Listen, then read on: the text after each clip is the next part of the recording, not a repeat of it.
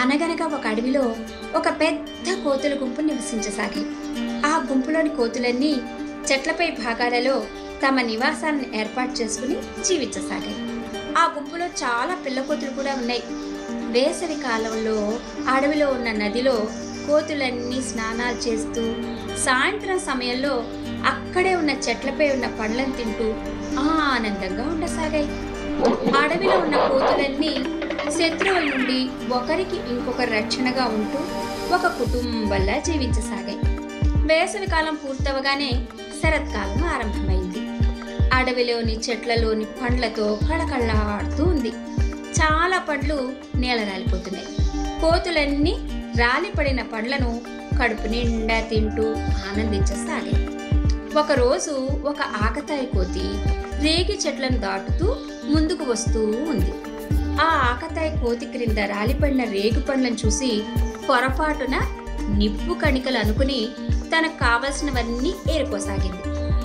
ఆ కోతిని చూసి మిగిలిన కోతులు కూడా రాలిపడిన రేగి పళ్ళను ఏరుకోసాగాయి.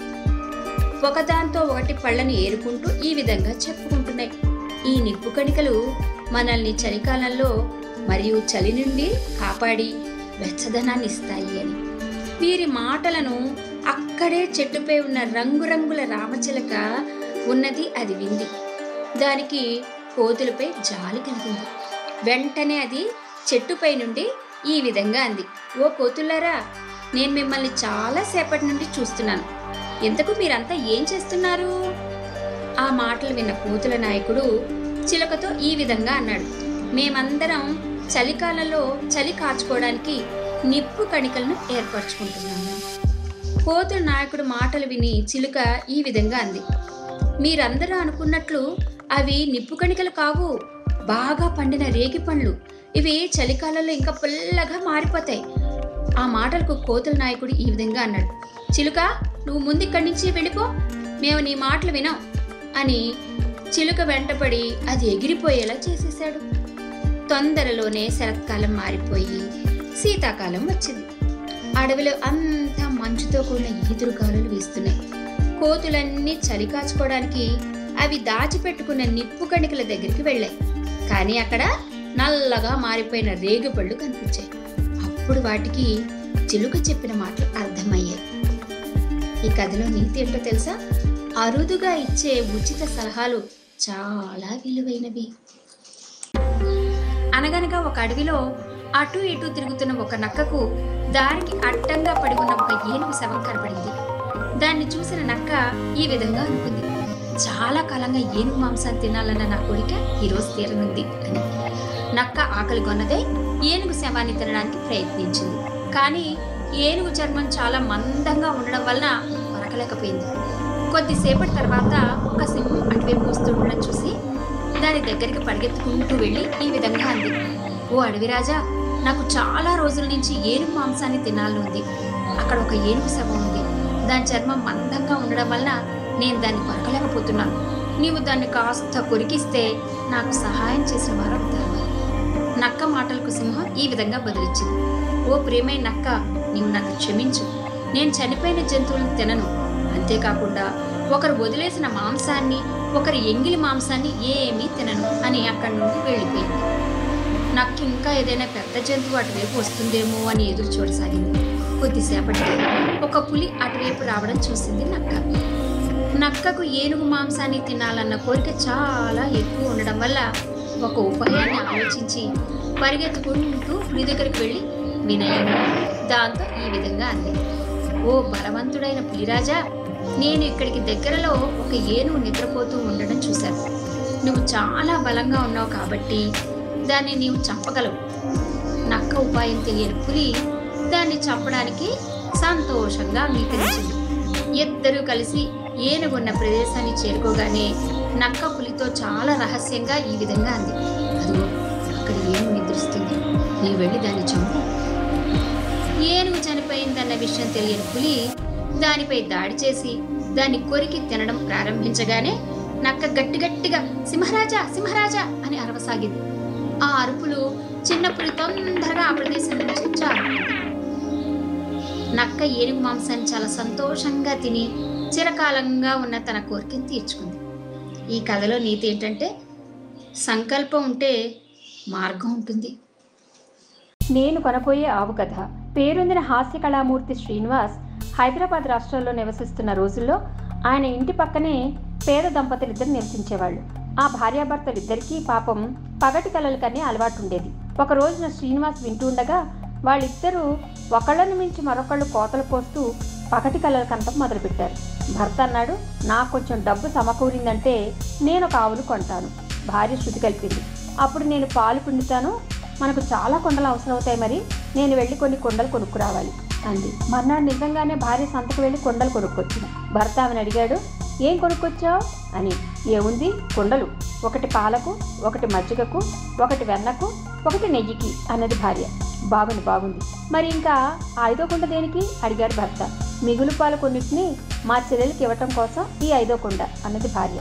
ఏంటి, మిగులు పాలు మీ చెల్లెలకి ఇస్తావా? ఎంతకాలంగా చేస్తున్నావు ఈ పని? నాకు కనీసం చెప్పకుండా, నా అనుమతి లేకుండా ఇంత నాటకం ఆడుతున్నావా అని భర్త అరుస్తూ కోపం పట్టలేక కుండల్ని విసిరేసి అన్నింటిని పగలగొట్టేశాడు. ఇక భార్య తిరగబడింది.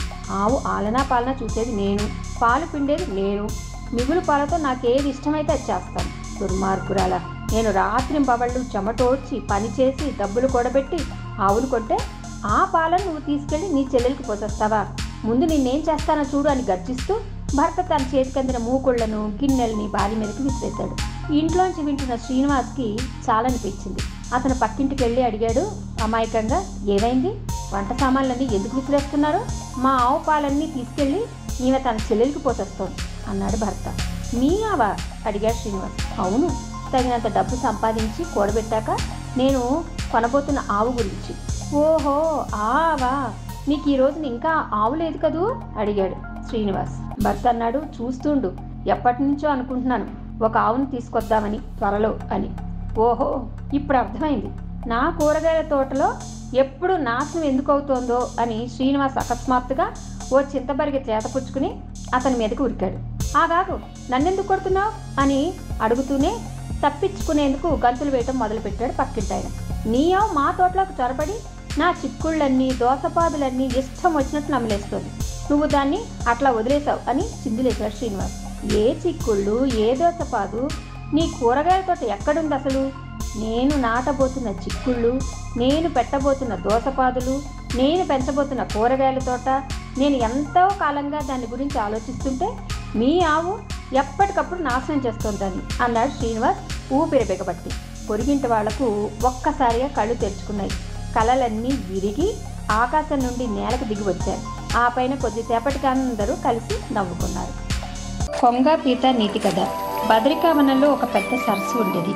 దానిలో చేపలు, కప్పలు, తాబేళ్లు, పీతలు మొదలైనవి ఎన్నో ప్రాణులు నివసించేవి. ఆ సరస్సు గట్టునే ఉండే ఓ మొసలి కొంగ చేపల్ని పీతల్ని వేటాడే శక్తి లేక రుగి కుసించిపోయింది. ఓ రోజు కొంగ సరస్సు గట్టుపై నిలబడి ఏడసాగింది. సరస్సులో నుండి పీత ఇలా అడిగింది, కొంగమామ ఎందుకు ఏడుస్తున్నావు? ఏం చెప్పమంటావు పీతాళుడు? ఓ జ్యోతిష్కుడు నాకు భవిష్యత్తు చెప్పాడు. రేపో మాపో ఒక పెద్ద కరువు రాబోతోంది. అది 12 ఏళ్ల కరువు. ఈ సరస్సు ఎండిపోతుంది. నా మిత్రులైన మీరంతా చచ్చిపోతారు అంటూ ఏడ్చింది కొంగ. పీత ఈ విషయాన్ని సరస్సు మొత్తం చాటింపవేసింది. దీనికి పరిష్కారం లేదా అని అడిగాయి సరస్సులో నివసించే జీవులన్నీ. పరిష్కారం కూడా జ్యోతిష్యుడే సూచించాడు. ఇక్కడ నుండి ఓ క్రోసుడు దూరంలో ఒక పెద్ద మడుగు ఉంది. అది ఎప్పటికీ ఎండదు. చూడ్డానికి చిన్న సముద్రంలా ఉంటుంది. ఓ 12-14 ఏళ్ళు వర్షాలు పడకపోయినా దానికి వచ్చే నష్టమేమీ లేదు. అంత సమృద్ధిగా నీరుంది అక్కడ అంది మొసలి కొంగ. అయితే మమ్మల్ని ఆ పెద్ద కొలను వద్దకు చేర్చు అని ప్రాధేయపడ్డాయి చేపలు, కప్పలు, పీతలు మొదలైనవి. సరేనంది మొసలి కొంగ. రోజుకొక చేపని తన వీపుపై ఎక్కించుకుని ఎగిరిపోయేది కొంగ. దారిలో ఒక నున్నటి బండపై దిగి చేపను చంపి కడుపారా తినేది. తృప్తిగా నీళ్లు తాగి మరలా సరస్సు వద్దకు చేరేది. చేపను క్షేమంగా కొత్త మడుగులో చేర్చానని, అది అక్కడ ఎంతో ఆనందంగా ఉందని అబద్ధం చెప్పేది. ఇలా రోజుకొక చేపను స్వాహా చేస్తూ కాలం గడుపుతూ ఉంది మొసలి కొంగ. నన్ను కూడా తీసుకెళ్ళమని మారం చేసింది పీత. సరేనంది కొంగ. తర్వాత రోజు ఉదయం పీతను తన వీపుపై ఎక్కించుకుని బయలుదేరింది కొంగ. ఆకాశంలో కొద్ది దూరం వెళ్ళంగానే పీతకు నేలపై వరుసగా చేపల పులుసులు మిలమిలా మెరుస్తూ కనిపించాయి. మొసలి కొంగ కుట్రను గ్రహించింది పీత. కొంగమామ, నన్ను మోసి నువ్వు చాలా అలసిపోయావు. ఇంకా ఎంత దూరం వెళ్ళావో చెప్పు అంది పీత. మొసలి కొంగ గట్టిగా నవ్వుతూ ఇలా అంది, మడుగు లేదు గిడుగు లేదు, ఆ బండ మీద నిన్ను బలిగొంటాను. కొంగ ఇలా అనగానే పీత తన కొండలతో కొంగ కోమలమైన మెడను గట్టిగా నొక్కివేసింది. ఊపిరాడక కొంగ కింద పడి చచ్చిపోయింది. పీత నడుచుకుంటూ అడవిలోకి వెళ్ళిపోయింది. కథ యొక్క నీతి ఏంటంటే, ఎవరు తీసుకున్న గోతులో వాళ్లే పడతారు.